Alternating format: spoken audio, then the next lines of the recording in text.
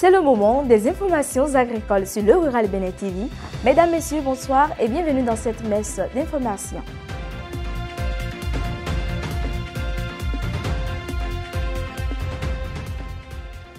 Au sommaire, le SPAS 2025 a fermé ses portes à Rennes après 3 jours intenses où le monde de l'élevage a montré sa capacité à se réinventer.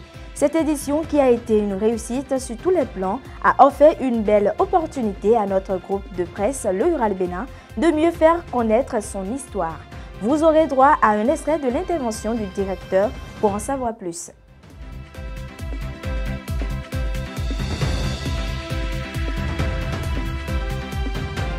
Le pastis est une affection qui touche les poussins dès leur premier jour de vie. Quels sont les gestes de prévention à adopter et les solutions pour sauver les sujets déjà atteints? Plus de détails dans ce journal.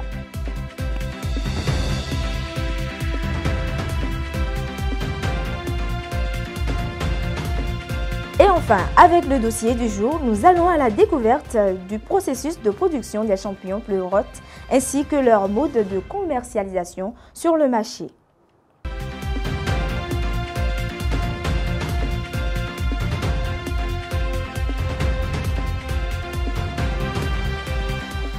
Et voilà pour les grandes lignes, le développement c'est juste après ceci.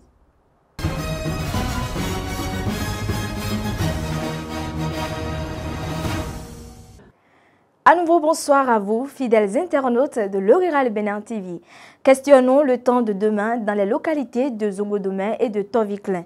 Demain, à Zobodomè, le temps dans la matinée sera brumeux avec un brouillard qui laissera place à des nuages bas.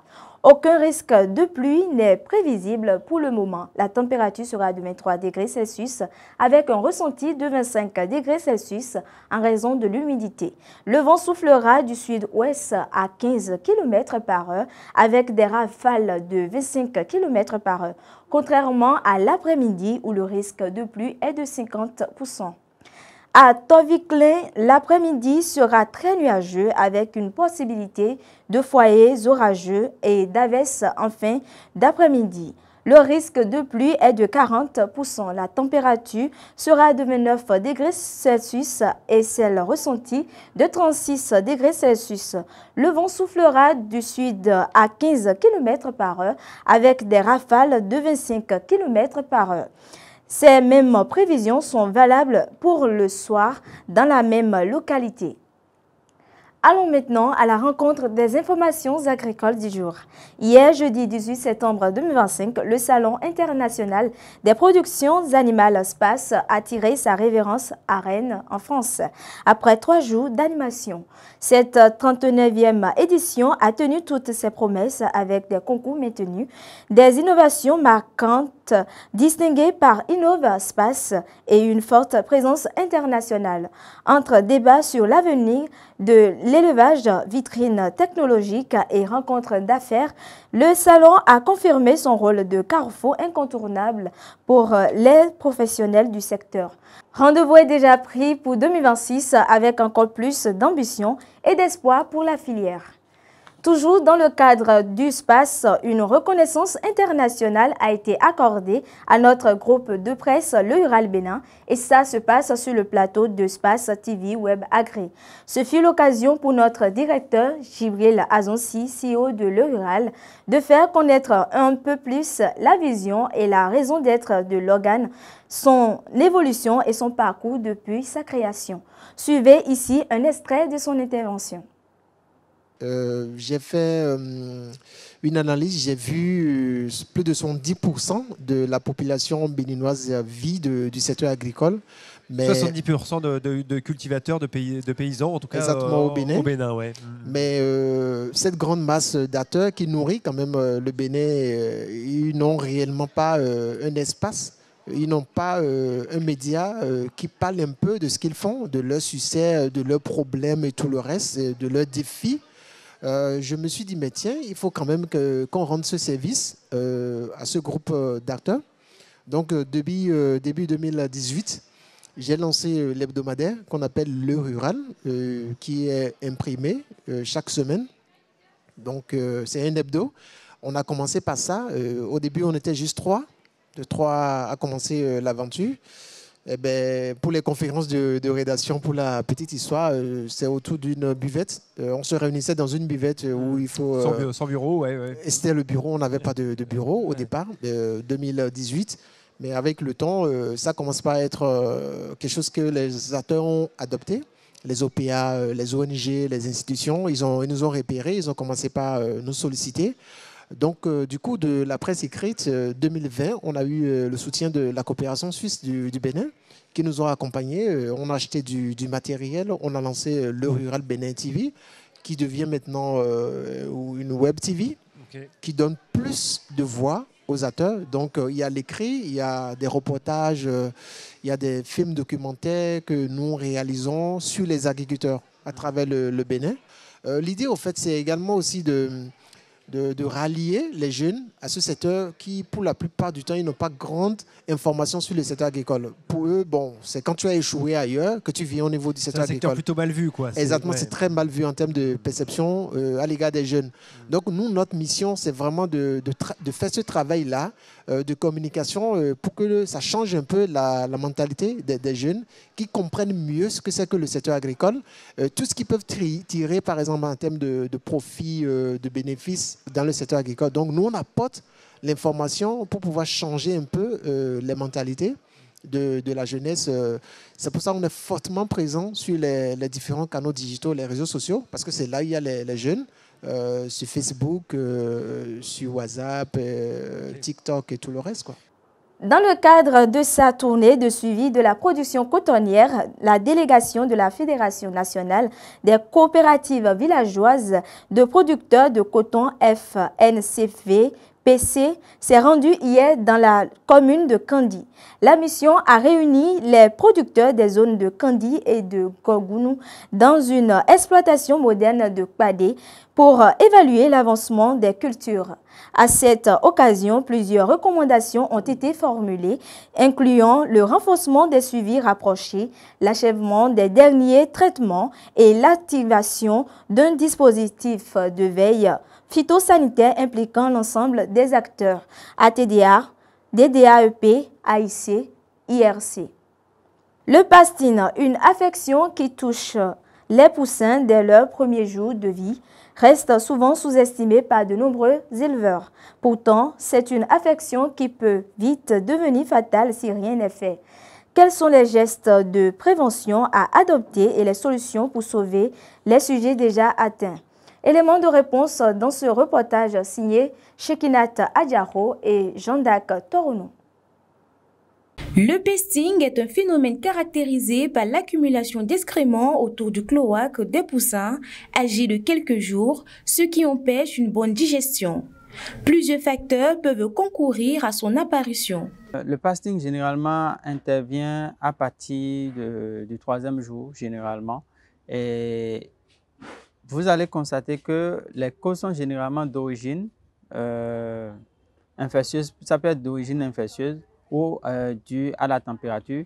Et quand je prends la température, lorsque la température est trop élevée ou trop basse, mais généralement, c'est quand c'est trop basse que nous rencontrons rapidement le pasting. Et nous avons également la qualité de l'alimentation. Nous avons le stress lié soit à la manipulation des poussins ou au transport des poussins. Il est possible pour les agriculteurs de mettre en place des mesures préventives afin de protéger les poussins contre cette affection. Corriger les questions d'alimentation, trouver l'aliment de qualité qu'il faut en fonction du poussin, en tenant compte de la granulométrie, en tenant compte de l'énergie, en tenant compte de la protéine qu'il faut dans l'alimentation pour répondre aux besoins du poussin. Ça fait un. Il faut avoir à disposition de l'eau fraîche. De l'eau fraîche, je vais dire de l'eau fraîche, mais assez tiède. Assez tiède pour les poussins, pour pouvoir faciliter la digestion à leur niveau. Il faut des anti-stress. Il faut mettre des anti-stress pour pouvoir permettre aux poussins de vite récupérer à cause du stress lié à leur manipulation ou au transport et d'éviter au maximum de manipuler les poussins. Souvent prise à la légère, le pesting est pourtant un problème sérieux qui peut entraîner la mort des poussins en quelques jours. Chez les sujets déjà atteints, il est recommandé le nettoyage du cloaque à l'eau tiède, l'administration d'antistress et d'hépatoprotecteurs afin de limiter les risques et de protéger les poussins.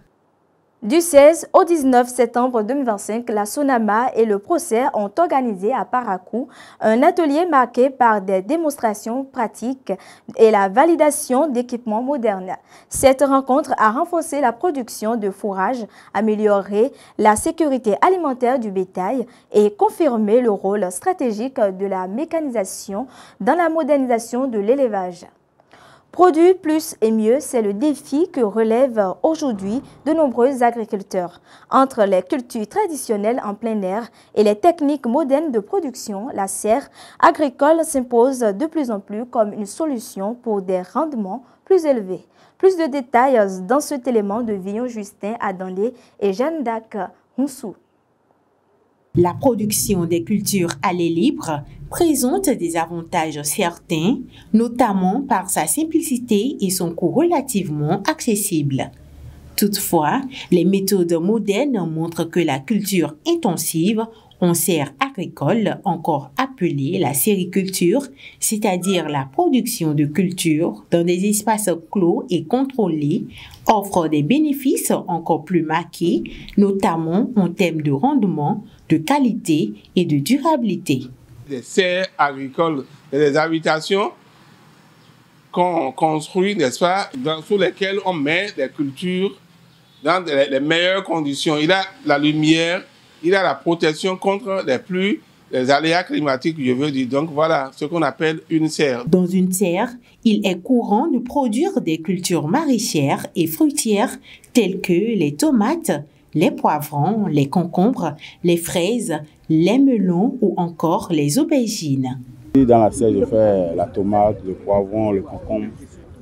C'est les différentes cultures que je fais actuellement. Les serres permettent de réguler la lumière, la température, l'humidité et même la teneur en CO2, créant ainsi un environnement idéal pour la croissance des plantes. Cette maîtrise des conditions de production permet parfois de doubler, voire tripler les récoltes sur une année. Comparativement au bord champ, on a le double. Dans la serre. C'est bénéfique, c'est rentable. Parce que dans les moments clés où on ne pourra pas produire en plein champ, j'arrive à produire dans la serre. Dans les périodes de pic, comme en décembre, dans les périodes de décembre, janvier, février, mars, avril, j'arrive à produire et rentabiliser dans la serre.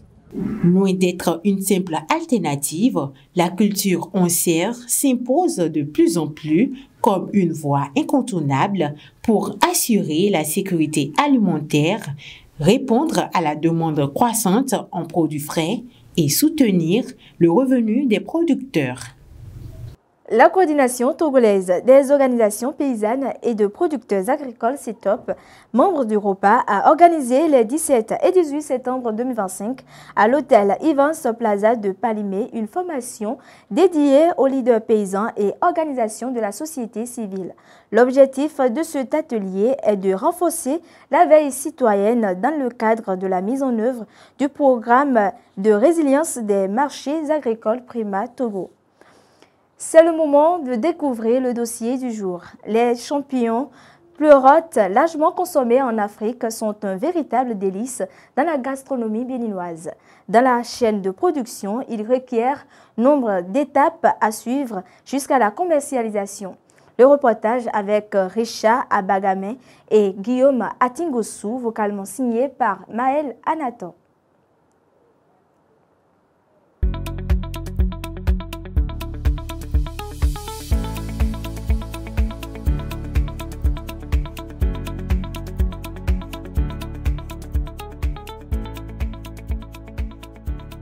Les pleurotes sont des champignons comestibles, tendres et savoureux, faciles à intégrer dans la cuisine béninoise. Riches en protéines, en fibres, en oligo-éléments et en vitamines, ils apparaissent comme une alternative intéressante aux poissons et à la viande, de plus en plus coûteux. Au-delà de leur valeur nutritionnelle, ils suscitent l'attention des spécialistes comme une piste sûre de protéines alternatives et de valorisation des déchets agricoles. C'est un groupe d'organismes facilement, un groupe de champignons facilement cultivables qu'on peut mettre facilement en culture parce que ces espèces ne sont pas exigeantes par rapport au substrat qu'il faut utiliser, mais aussi par rapport aux conditions climato-écologiques qui régissent leur production. On part de la semence du champignon, ce que nous, dans notre jargon, on appelle le blanc de semis. Ce n'est rien d'autre que les tissus du champignon lui-même mélangés avec de la céréale qu'on produit au laboratoire.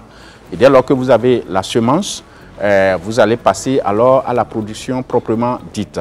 C'est-à-dire que à cette semence, vous fournissez de la matière organique morte. Ça peut être les résidus agricoles, les résidus, les débris végétaux ou bien même les produits issus des produits agroalimentaires, c'est-à-dire que les sons, les tourteaux, les sons de coton et tout ce que vous pouvez imaginer. Et donc, comme substrat qu'on utilise ici, c'est, comme je l'ai dit, les sous-produits agricoles, la paille de riz, le chien-dent, par exemple, peut être aussi un très bon substrat. Les pailles de soja, les tiges de soja, les tiges de sorgho, de maïs, les rafles de palmier à huile. Tout ce qui est sous-produit agricole non utilisé peut être valorisé pour la production des pleurotes. Dans un contexte où la nutrition saine et les protéines alternatives gagnent en popularité, la culture de pleurotes, que ce soit pour la consommation familiale ou pour la vente à plus grande échelle, requiert peu de moyens tout en offrant un potentiel de rentabilité économique élevé. Je pourrais vous dire qu'en termes de rentabilité, de façon générale, ça dépend de votre milieu. Ici, la rentabilité au niveau de la production de champignons, les pleurotes, est de 70%. Pour d'autres, ça va jusqu'à 95%. Pourquoi? Ici, je suis dans un milieu où j'achète les suies de bois. Je suis dans un milieu où j'achète le bois pour faire la pasteurisation. Par contre, si vous allez dans des milieux où les gens font beaucoup, il y a beaucoup d'arbres, beaucoup de scieries, je prends par exemple Basila où les gens coupent les bois tous les jours. Le suie de bois, les gens ramassent ça. Et au niveau des scieries, ça pourrit là et on ne sait pas ce qu'il faut faire avec. Il a dit que on utilise des déchets organiques de la nature pour faire la production du champignon. Donc, c'est des déchets.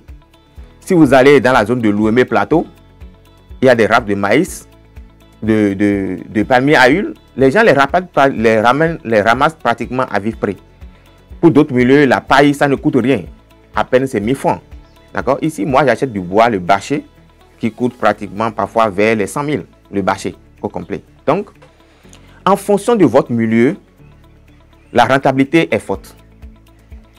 Mais je peux vous dire que le champignon est rentable.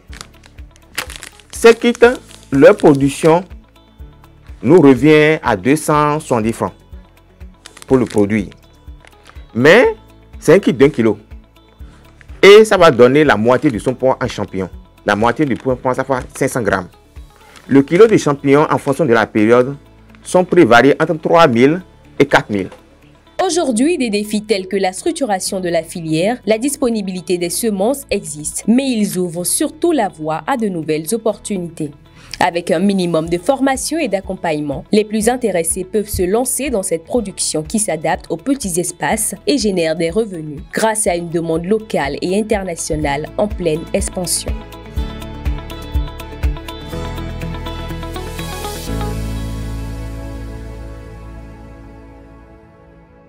Comme le disait Lao Tzu, qui plante un arbre, plante un espoir, alors que chacun en sème un pendant ce week-end. C'est sur cette citation que je vous fausse compagnie et vous souhaite, mesdames, messieurs, un bon week-end sous la protection divine.